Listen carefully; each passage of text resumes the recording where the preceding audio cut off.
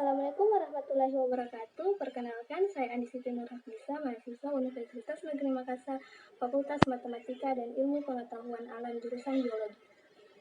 Di video kali ini, saya akan melakukan praktikum fisiologi hewan, unit homeostatis. Selamat menonton!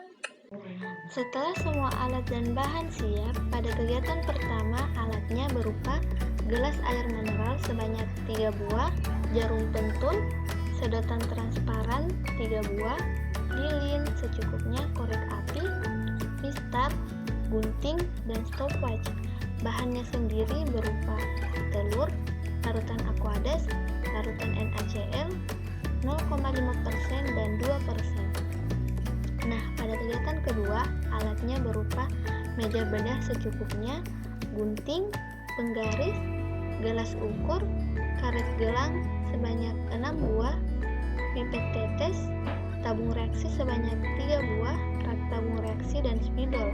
Bahannya yaitu usus ayam yang telah dipotong sepanjang 10 cm, air kerang, larutan NaCl, konsentrasinya 25% dan glukosa 25%.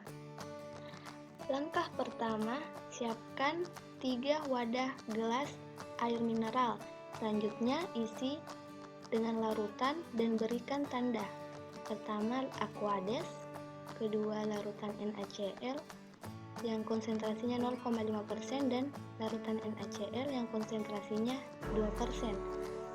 Nah, praktikum dilakukan berdasarkan penuntun yang telah disiapkan. Langkah kedua yaitu melepaskan cangkang masing-masing telur bagian atas dan bagian bawah dengan hati-hati dan mengusahakan agar membran telur bagian bawah tidak terlepas saat membuka cangkang telur bagian bawah atau yang bagian tumpulnya. Gunakan jarum untuk memudahkan pemecahan cangkang secara perlahan-lahan. Lakukan dengan hati-hati ya. Langkah ketiga, memasukkan pipet bening ke dalam telur dengan hati-hati dan mengusahakan agar pipet bening tersebut tidak menembus membran telur di bagian bawahnya. Ya, setelah itu lilin kemudian kita panaskan, lalu tetesannya kita tempatkan pada celah-celah yang terdapat di dekat sekitar pipet transparan tadi.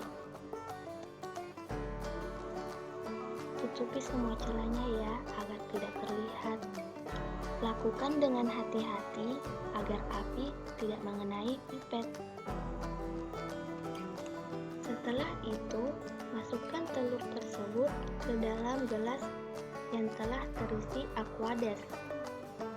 Nah, selanjutnya lakukan percobaan ini pada masing-masing telur dan memasukkannya ke dalam larutan NaCl sebanyak konsentrasinya sebanyak 0,5% dan NaCl yang konsentrasinya sebanyak 2%.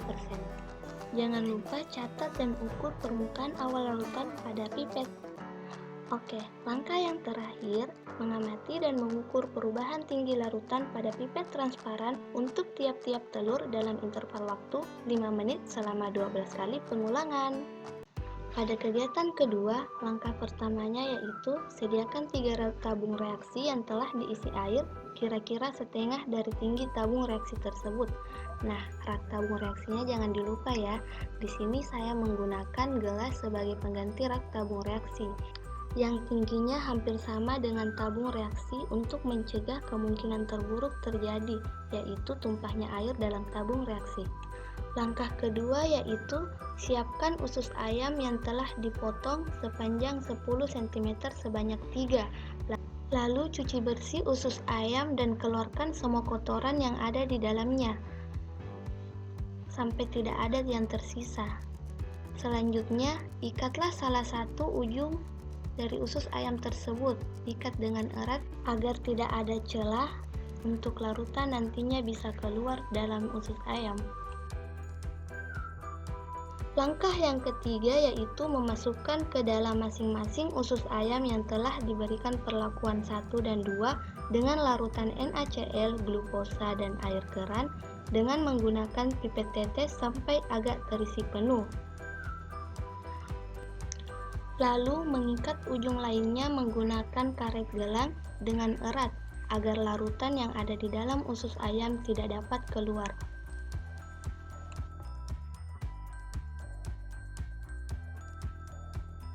Nah, langkah yang keempat, kemudian masing-masing usus ayam tadi yang telah terisi larutan glukosa, larutan NaCl, dan air keran dimasukkan ke dalam tabung reaksi.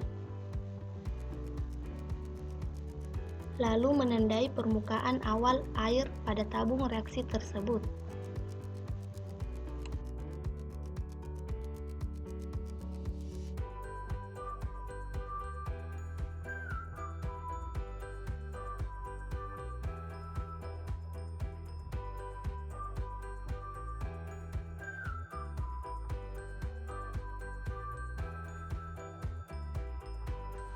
Oke, langkah yang terakhir setelah perlakuan 1-4 dilakukan, amati perubahan ketinggian permukaan air yang terjadi pada tabung reaksi dalam interval waktu 30 menit selama 24 jam. Jika tidak sanggup, cukup sampai sini ya. Salah, maksudnya cukup sampai tidak terjadi lagi perubahan pada ketinggian permukaan air di tabung reaksi.